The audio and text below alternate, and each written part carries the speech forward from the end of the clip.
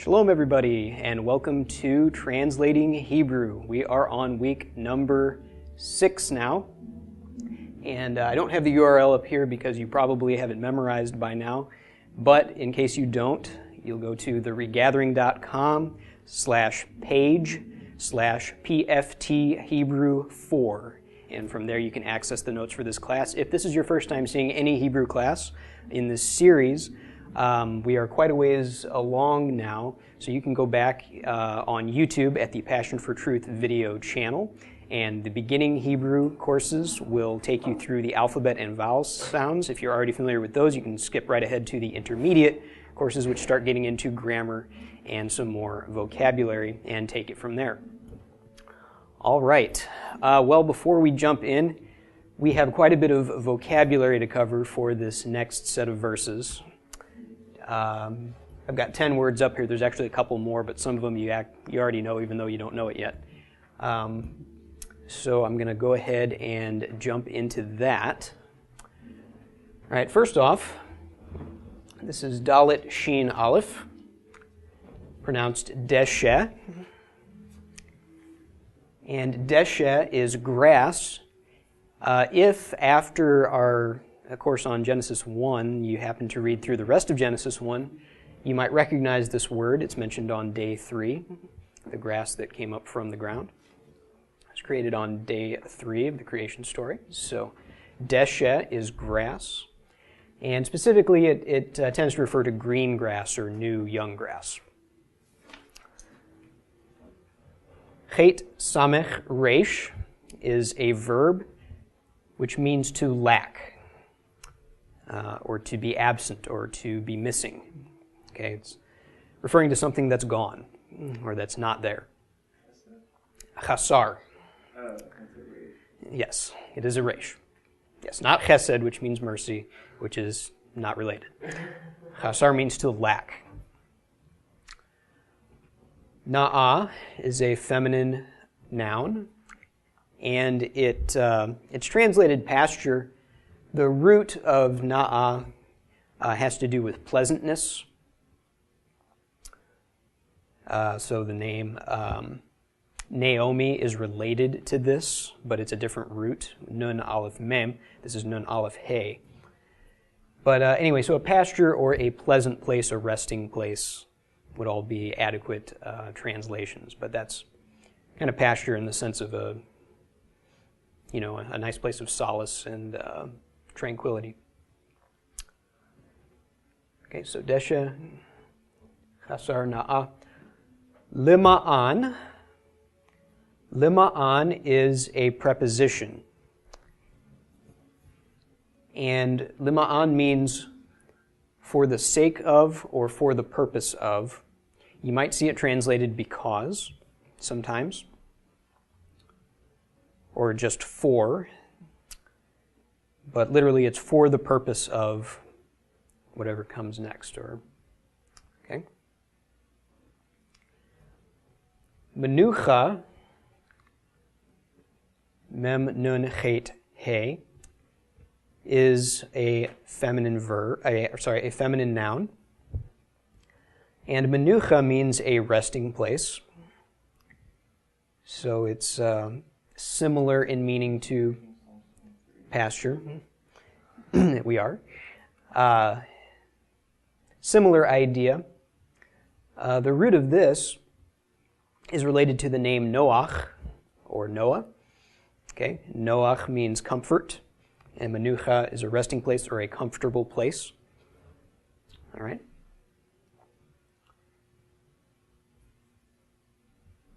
And I don't have these in the notes. I should, but I don't. So if you're watching this on video, you can pause the video. If not, then hopefully you have a good memory. So yes, screenshot would be good too, if you have that ability. In fact, I'll give you 5 seconds. Well, that's not enough time.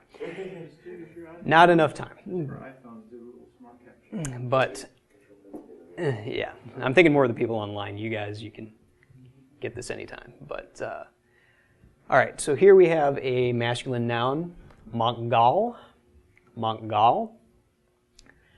Makgal is a path. Now, there are many words in Hebrew for a path or a way or a road, derech being probably the most common. Makgal is a path in a different sense. It's more of a path that's been created by, this is getting terribly specific, but it's a path created by an ox pulling a cart. Okay? This ayin, gimel, lamed root pertains both to oxen and to the things that oxen pull. So this path is indicating a path that's been formed by travel with carts and oxen. Okay? So it's sort of it'd be basically an established path between towns. Okay? It's not a derrick. Yeah, or between houses. It's more analogous to a road the cars would drive on. Yeah, sort of it's going to take since it's pulling a cart, it's going to take a road that's easy to travel. All right, and it's also going to be a road that has ruts in it and that's easily seen. You can easily see the path. So it basically it's a path, but that's kind of the more specific undertones of that word. All of these words have something in common. They all have to do with sort of shepherding terms, which you'll see is quite appropriate when we get to the verse we're going to translate. All right, nun he lamed is a verb that means to lead, and nun chet he is a verb that means to guide, which is basically the same thing as to lead. They're very, very similar in meaning. Nun chet he has sort of a somewhat gentler connotation than nun he lamed. Not that nun he lamed is harsh, but there's definitely more of a sort of a gentler connotation to nun chet he. I try to guide my goats to the barn, but sometimes I have to drag them. Yes.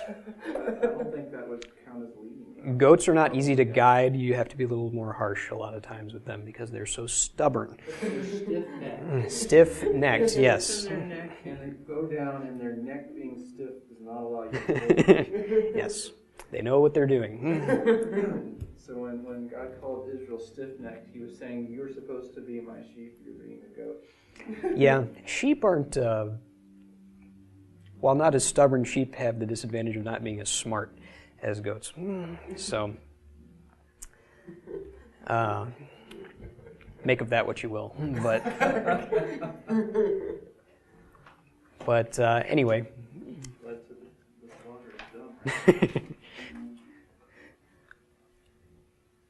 All right, another verb here. We've got a lot of verbs today.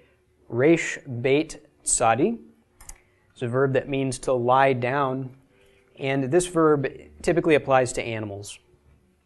It's not like a human to lie down and go to sleep. This is sort of an idea of bedding down. It's hunting season, deer season, rifle season to be specific here in Missouri.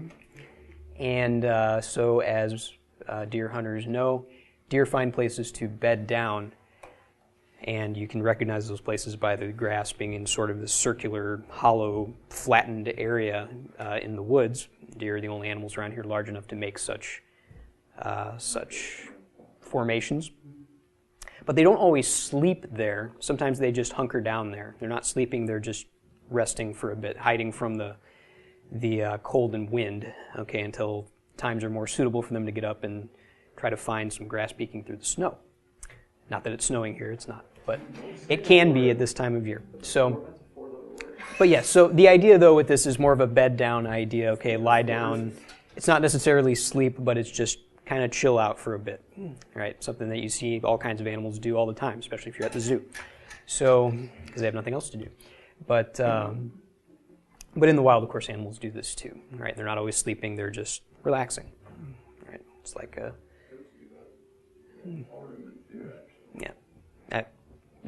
everything does. We should do that more, probably. Is that what Shabbat's for? Shouldn't we lie down right now? Yeah, today is a great day to do it. Actually. All right, and finally, ro'eh. Ro'eh is a masculine noun, and that is a shepherd. And so as just to clarify, you'll see other words that are spelled resh, ayin, hey, with different vowel pointings, and those mean different things. Rayong is a friend, actually. Rayong is your friend or your neighbor, another translation. But Ra'ah is evil or wickedness, and there's another one too that I'm not thinking of right off the top of my head. But anyway, this particular one, though, Ro'eh, is a shepherd. Okay? So that is the essential vocabulary for this week. And that word is in today's scroll portion anytime next week. I recognize it. Mm-hmm.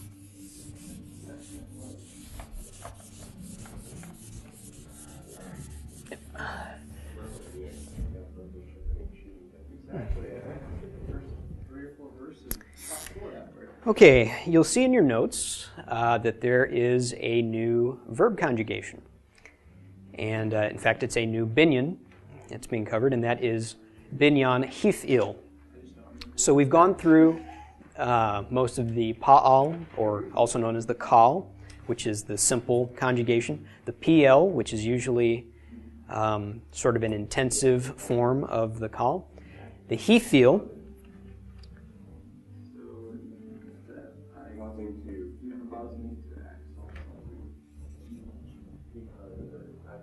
the hif'il in the third person masculine singular past tense. Okay, this is hif'il. Hif'il usually adds a causative sense to the verb that is being used. So if in the pa'al we have a verb katav, okay, so I'm going to write this out in the third person masculine singular past tense. So katav is the root that means to write. So the third person masculine singular past tense would mean he wrote. He wrote. If we conjugate this in the hif'il, yes, hichtiv,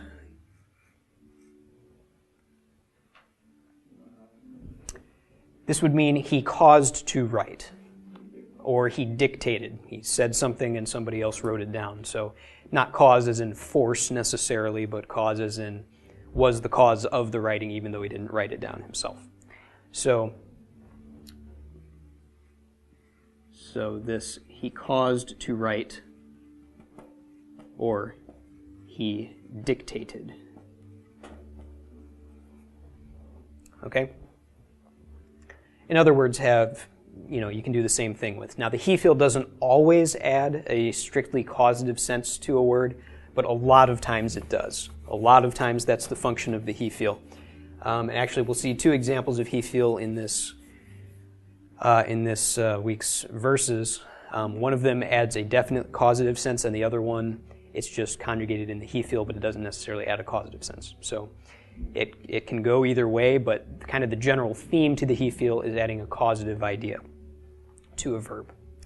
And the hif'il has some defining characteristics. You'll notice that in the past tense, and again, I'm totally relying on the notes. I'm not going to write this all down so that we can get into translation, but it's all in the notes. You'll notice that in the past tense, it always has the hey prefix in front of the verb, and then it has the usual suffixes that you would add to the past tense for the kal or the pl. Okay, so these suffixes are pretty consistent through all of the conjugations. And so the hif'il is identified primarily by that hey prefix in the past tense. And you'll notice that in the future tense, and also, yes, in the future tense, there's usually that yod between the second and third radicals, and the first vowel is usually a patach. All right, so that's kind of the giveaway for the future tense, is those little patterns. So compare and contrast that with the pa'al and the pl, and you'll find some identifying characteristics. Okay, the pa'al just is what it is. The pl will always have a dagesh in the second radical, and the hif'il characteristically will have either a yod between the second and third radicals in the future tense, or the hey prefix in the past tense. All right, and then the vowels have different arrangements too. So there are ways to see that, but the main thing I want to point out is that there exists a binyan hifil, and it usually adds a causative flavor to a verb. Okay? Any questions about any of that? What does it taste like? I can't think of anything that sounds remotely close to hifil that's edible. So,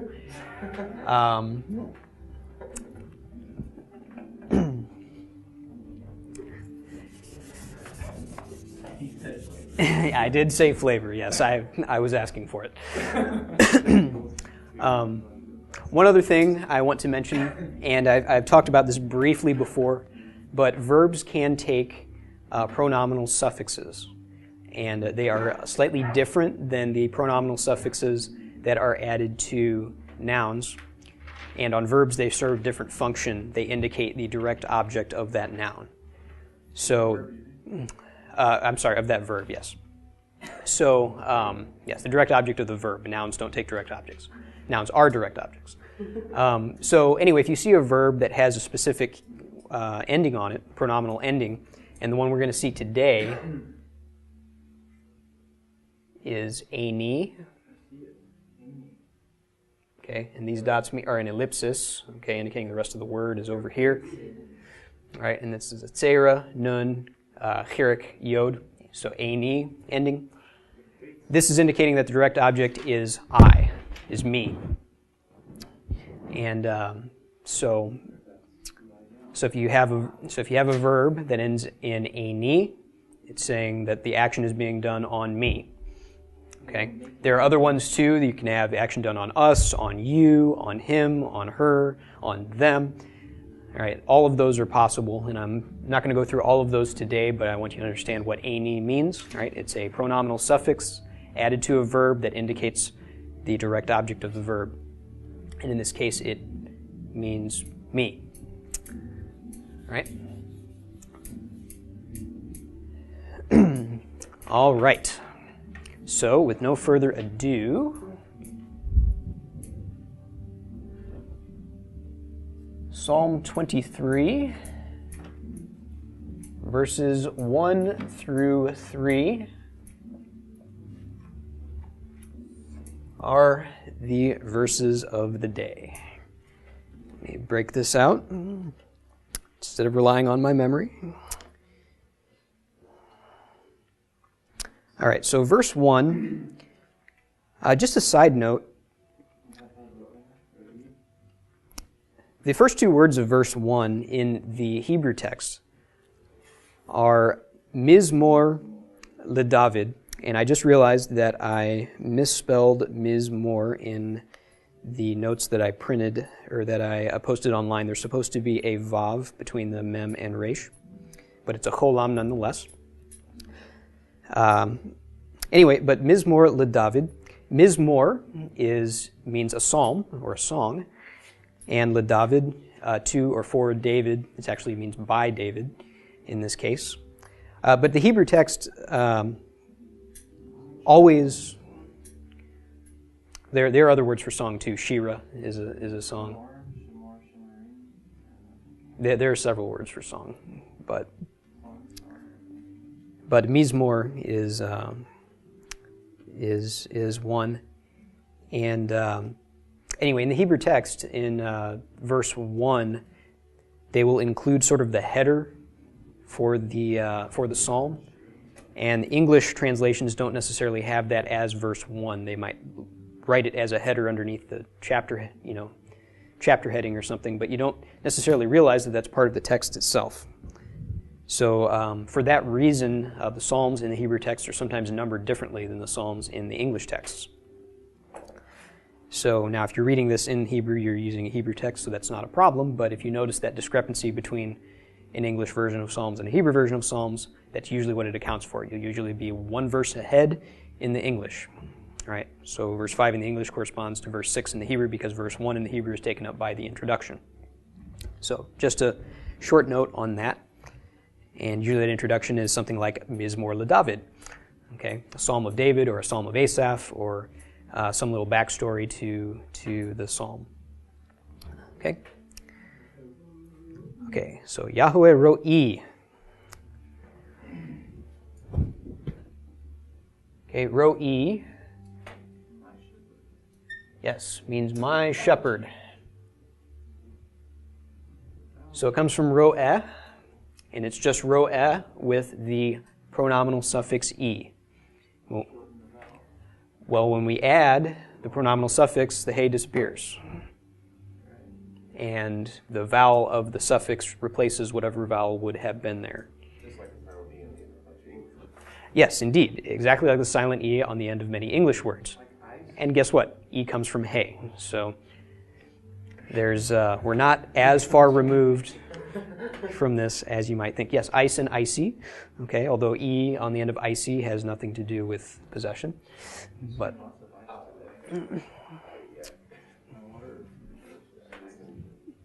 right? So row E is my shepherd, as opposed to just a shepherd. Right? So Yahweh is my shepherd. Okay. Lo echsar. Okay, lo means no or not, and in front of a verb it negates the verb. Echsar. That comes from our root che samech resh, which means to lack. So echsar with that aleph prefix is indicating the pa'al, the binyan pa'al, and the first person future tense singular. So I will lack, but lo negates it, so I will not lack. And a lot of English translations say want. I will not want. And that is an accurate translation because want used to mean lack. It still does. But because you usually desire what you lack, we use it primarily today to indicate desire, which is why we talk about the difference between a want and a need. Originally, those were the same thing. Okay? What you want and what you need both mean something that you lack, and, you know. So anyway, but want is just fine, but lack would be a better translation today, given our vernacular. So, Yahweh is my shepherd, I will not lack. Bin ot deshe yarbit seini. All right, so bin ot.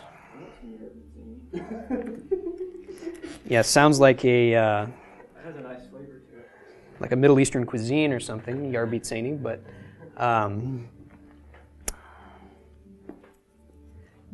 first, bin ot.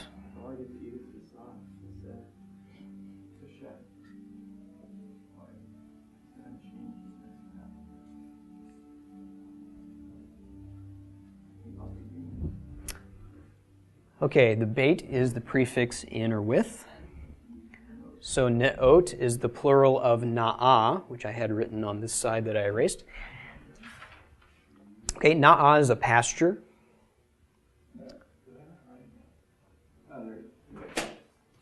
Na'ah is a pasture, so ne'ot is pastures. So bin ne'ot would mean in pastures. All right, deshe means grass or green grass. So ne'ot here is actually in the construct state. So this is in pastures of green grass. Okay, bin ot deshe, yes. Very appetizing looking jar of liquefied grass is sitting in front of me here. It's true. No, I don't think it's necessary to demonstrate. We have an interesting bunch here, and I can't drink stuff like that, but I'm sure it's very good for you. But anyway, so in pastures of green grass, okay, yarbit seini.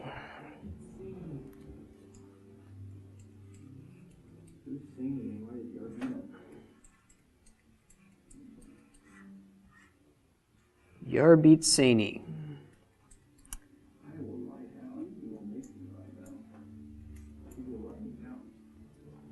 Okay, we can immediately see this ani ending that I just talked about.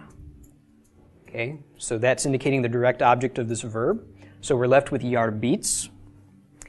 And yarbitz, if you look on your he field chart, you will find that in the future tense, the third person masculine singular form matches this, the yod prefix with the patach, and then our yod between the second and third radical. You will kick me and I will fall down. So, ravatz means to lie down or bed down.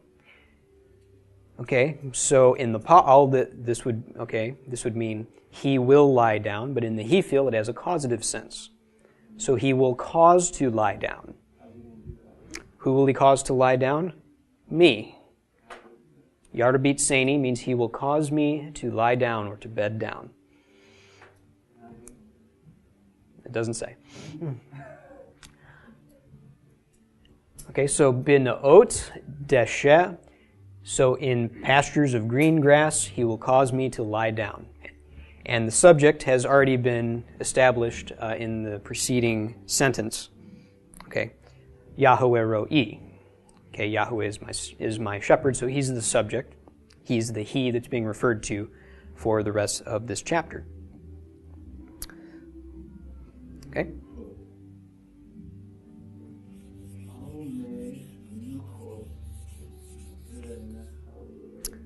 All right. Al me menuchot yenahaleni. So first off, all we recognize right away. That's our preposition that means upon or on or has 1,000 other translations, but that's the basic meaning, on top of. And actually we're going to get to that, how we should translate this in this verse. It's a little different than you might anticipate upon first seeing it. May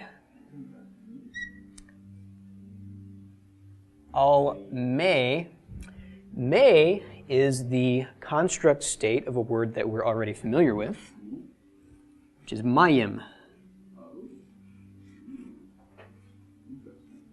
Because mayim has this plural-looking ending, when it's put into the construct state, it takes the plural construct state form. So, banim, which is sons, becomes b'nei. Mayim, which is water, becomes me, waters of. Okay, so whatever comes after is directly connected to waters. Okay, so let's see here. Me menuchot.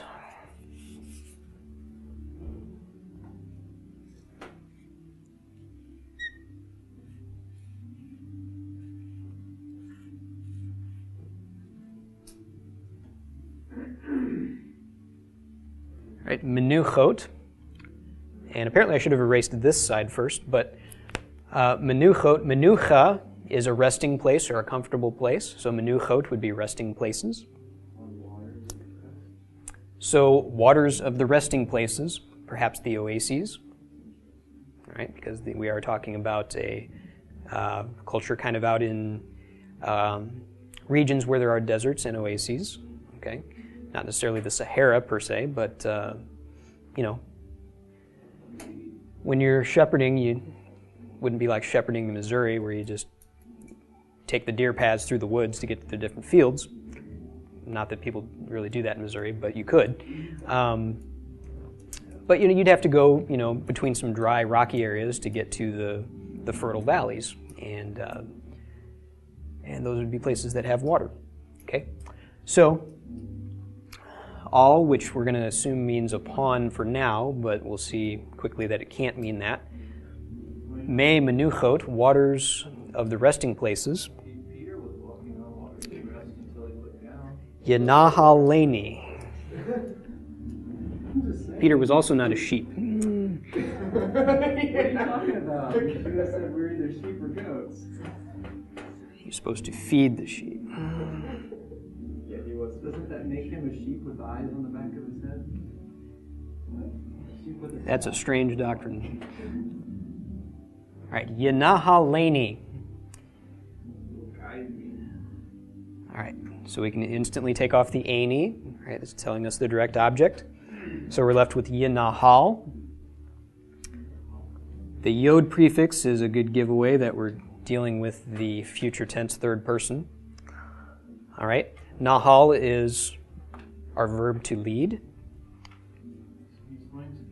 And the vowel pattern indicates the PL. You'll notice there's no dagesh in the second radical, but that's because the second radical is a he, which does not take a dagesh. All right. So this would mean third person, masculine, singular. He will lead, future tense, again, he will lead. So Yenahaleni, he will lead me. And it's the end of the sentence. So in English, we would say, he will lead me, however we translate all, waters of the resting places.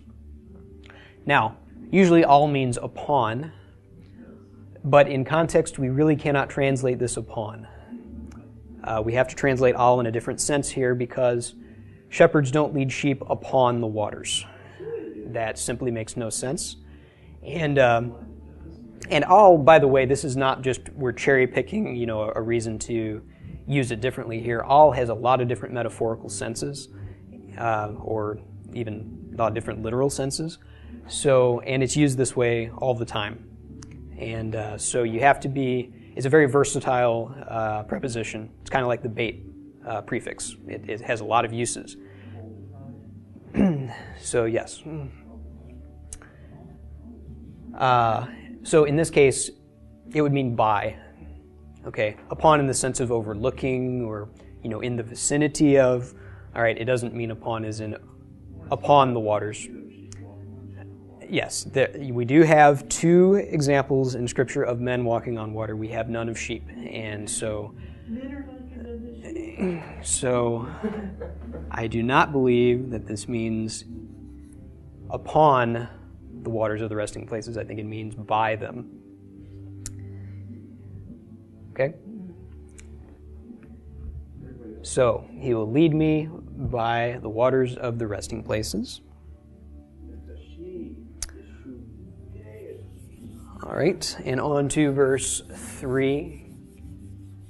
Any other comments on verse 2? Okay. All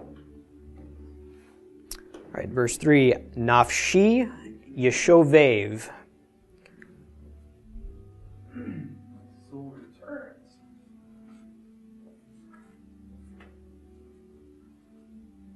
All right, nafshi. I believe we covered the word nephesh at some point. If not, I'm pretty sure we did. Nephesh, we had to cover nephesh. It's such a common word in the Scriptures, it would be irresponsible for me not to talk about nephesh. But yes, it is. It's in the Shema. So yes, we did cover nephesh. Nephesh means a soul or a person. It can be translated life. Okay? So nafshi is my soul, or my life, my person, myself. Okay? All right, yeshovev. Now this, I'm going to have to talk about for a little bit because this is different. We are indeed doing some weird things with this word. Yeshovev. All right, so this looks like a verb, but it looks a little funny. And it is, in fact, a little funny. You won't find this in any of your conjugation charts so far. Now, I've covered 3 of the binyanim, okay, the pa'al, also known as the kal, the pl, and now the hifil, all right? There are 7 major binyanim, so I've covered 3 of them. This you will not find on any of the 7 major binyanim charts, though. This belongs to what is known as a minor binyan. Okay, there are minor binyanim, and this one belongs to the one known as the polel. And I'm not going to go into great detail on that at this time, but what the polel does is something that very, very funny. The root of this word is shin, vav, beit. And this is a very common word in the Scriptures. It means to turn or to return. So this is the root of the word teshuva, which means repentance. And it's used all the time to refer to all kinds of actions of turning around and returning and going back and that sort of thing. So this is the root. And what the polel does is it takes the third radical and it doubles it.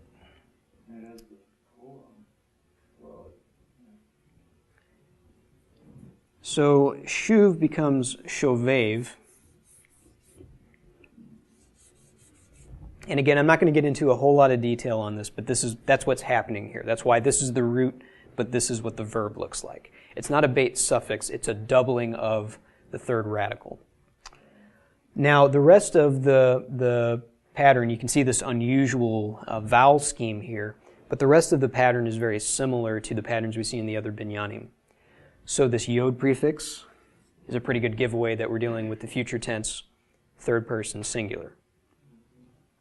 Or third person rather, it could be plural if we had an u on the end here, but we don't. Okay, so this is the future tense, third person, masculine singular form. And one thing that the polel does a lot of times is, like the he feel, it tends to add a causative sense to the verb that it is attached to.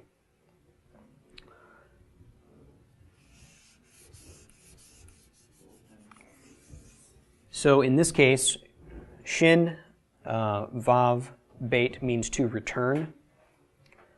So put it all together, this would mean he will cause to return. Yeshovev. So he will cause my soul to return. There might be. Or he will cause my life to return. The term nefesh also in this context sometimes refers to, being out of breath, okay, being exhausted. And so getting your soul back, your life back, your breath back. In context of everything that this chapter's been talking about, okay, leading me to the quiet places, the resting places, the pleasant pastures, bedding down, okay, this makes a lot of sense. It's a place where I'm going to rest and be refreshed. And then we can, I guess, move on to another pasture. So, but that's kind of the context here. So nafshi yeshovev is he will cause my nefesh, okay, translate that as you will, my soul, my life, my breath, to return. He's going to wake you up in the morning.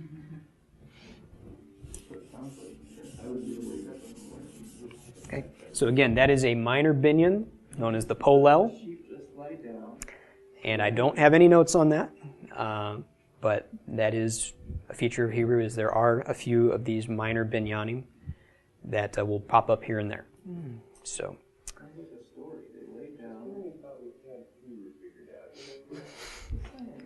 All right. Yancheni b'magle tzedek.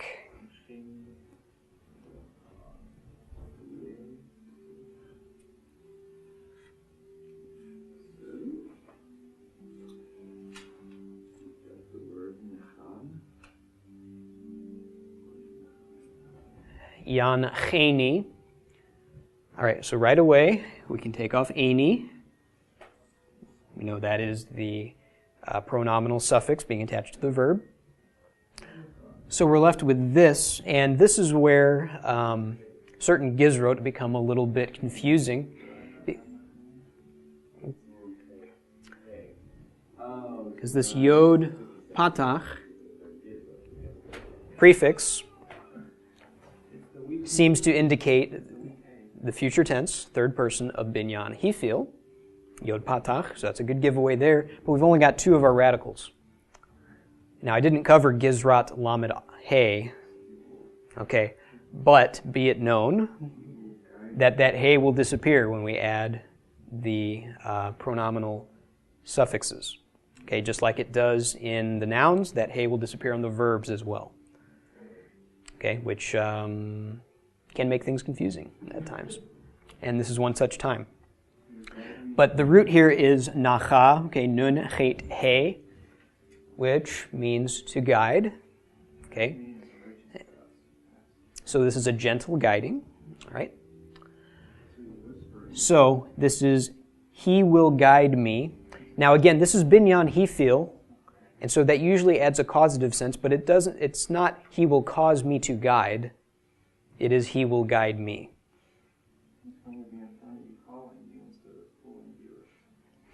Yeah, I mean, the he feel definitely adds some sense to this, okay, but it's not in a strictly causative sense in this case. Okay, now, and you'll see, and I'm not just making this up, there are many examples of binyan he feel being used where it clearly can't be meant in a causative sense. There's some reason that the he feel is used instead of the pl or the pa'al, but it's not always a causative reason. So, or it's not always adding a causative sense, I should say. All reasons are causative, but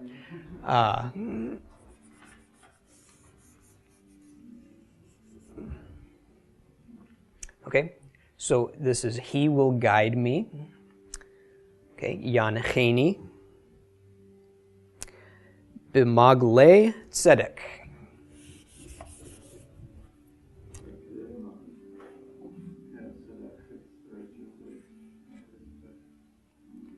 Let's see.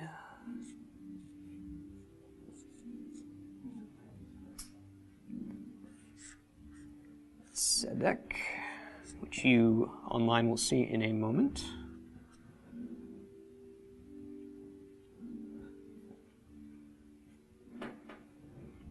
All right, b'magle tzedek. So here the bait is our prefix in. Ma'gal is our path, okay, our ox path, right? Plural of ma'gal would be ma'aglim, and ma'agle is the plural in the construct state. So this is in paths of tzedek. Now tzedek is righteousness. Usually righteousness is tzedakah, which is the feminine form with the kametz hey on the end, but tzedek can also be righteous. In this case, tzedek was chosen instead of tzedakah. It could have been either one. But it's not being used as an adjective because this is in the construct state, so it wasn't necessary for it to be in the masculine. Okay, so it could have been tzedek, it could have been tzedakah, for whatever reason. This one is tzedek. I don't know. It may be that it flowed better to have that one less syllable, okay? Because the Psalms are songs, and the tune may have accommodated tzedek better than tzedakah. All right, who knows?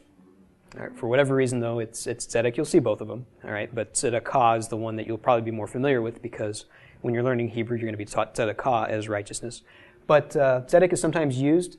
Malchi tzedek, okay, king of righteousness. It's malchi tzedek, not malchi tzedakah. All right. But then in Deuteronomy 6:25, that says it will be our righteousness to keep all these commandments, it's tzedakah. So, take your pick. They're both basically equivalent. Okay. So in paths of righteousness, and our word before that was yancheni. Okay. So he will lead me in paths of righteousness. And just to add a little bit of more flavor, as it were, to this, the path being chosen here is an already established path. Okay, this isn't just like on the wild frontier, pick a way to go north, south, east, or west. All right, these are paths that have already been formed by being traveled before again and again and again, and they're visible, ruts in the ground. Okay. Formed by the olive, it's not the first letter. To make another hunting analogy, okay, these are the deer paths through the woods, right? All right, these are the established things that you can see. They go somewhere. They go somewhere. All right, so it's a path that you already know goes somewhere, but he's going to choose the path of righteousness. Or going to lead me in the path of righteousness, or in the righteous paths, the good ones, the ones that lead toward good things, not the ones that lead to the lion's den, okay, or the bear cave, or whatever Missouri analogy you wish to make.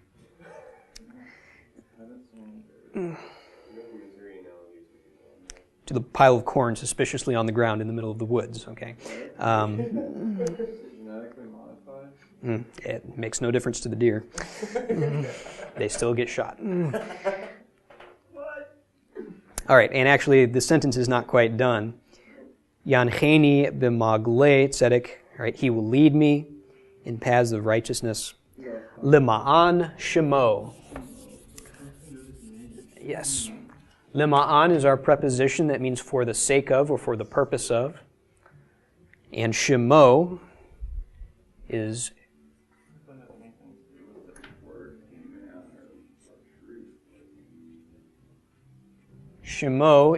the word shame, which means name, with the the pronominal suffix o, which means his or of him. So shemo means his name. Okay, so he will lead me in paths of righteousness for the sake of his name, or for his name's sake, as the traditional translation renders it. So, all right, so that is the end of verse 3. As befits his name is another translation. Okay, but it's for the purpose of. Okay, it's his name is the reason that he's leading us in paths of righteousness. Okay, so that's the gist of what's to be taken from that verse. So any comments about, verse 3 or any of the preceding verses? Can you see any sort of poetic stuff going on in the whole verse or the whole song so far? It's difficult to call it poetic in the sense that we think of poetry, because poetry... In English, just rhymes. Yeah, I mean, it rhymes, and I have by no means studied poetry, but I know that there are certain patterns that poems tend to follow. Certain, like haikus are always the same. Yeah, this many syllables here, this many syllables here, this many syllables here. Other poems are the same way. They're just, haikus are, of course, like as short a poem as you could possibly write. But other poems have other structures. There's certain numbers of syllables that are just really have historically been found to go well together. I don't understand Hebrew poetry enough to really comment on it. There are times when it does seem to rhyme because the same suffixes seem to be used again and again. So this, Like in the Hallelujah, there's a whole lot of yod, right? Yeah, you'll see a lot of ahs at the end of things. E, I. All right, that sort of thing is pretty common. Eem, ot. All right, and so, but you don't really find that here. I mean, Ani rhymes with itself once, and then after that, doesn't really happen. So without knowing the tune that this was set to, and kind of seeing how that flowed, we couldn't really pick out the sort of poetic aspects of this very well. But no, I haven't really noticed kind of how that was put together. I haven't noticed a syllable pattern or anything like that, but this was put to music, so I'm sure it fit into that scheme just like any modern song would. Any relatively modern song would.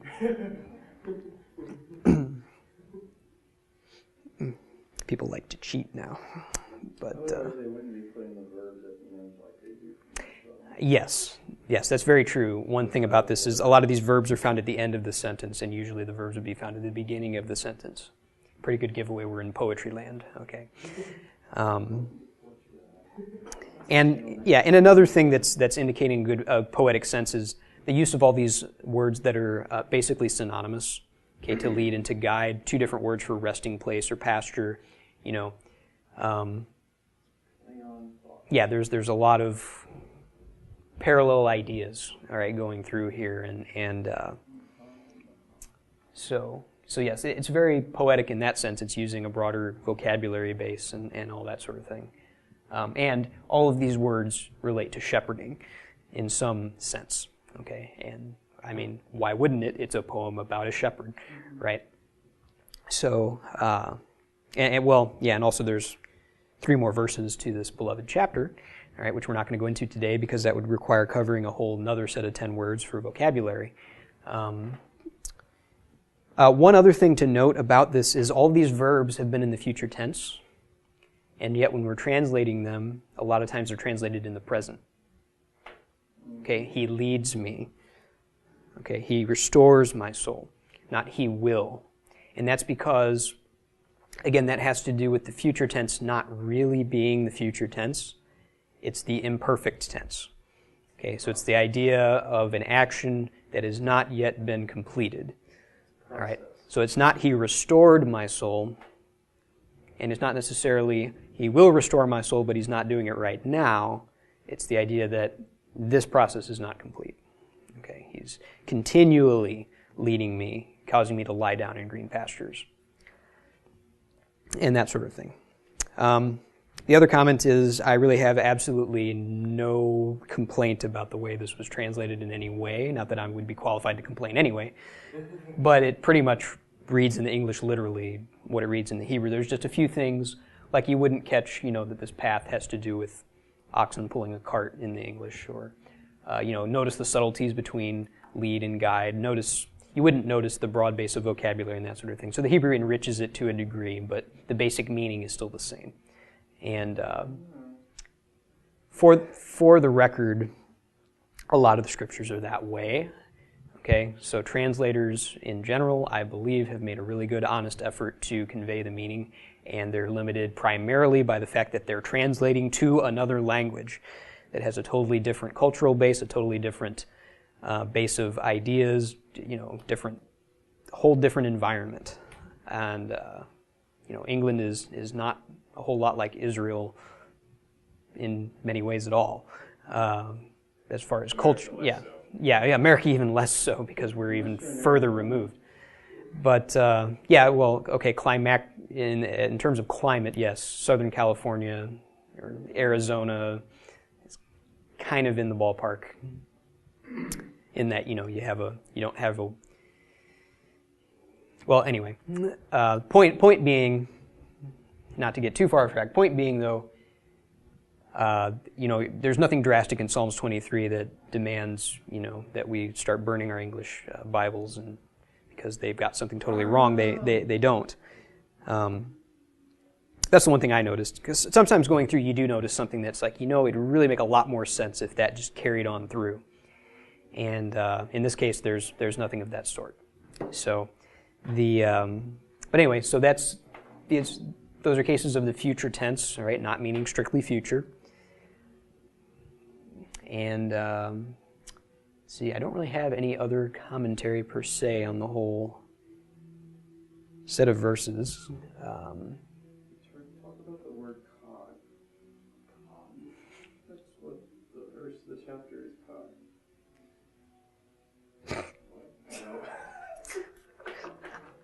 Yes. So, Hebrew pun. So, if there's no further commentary, then that is all we've got for this week. So, hope you enjoyed. Shalom.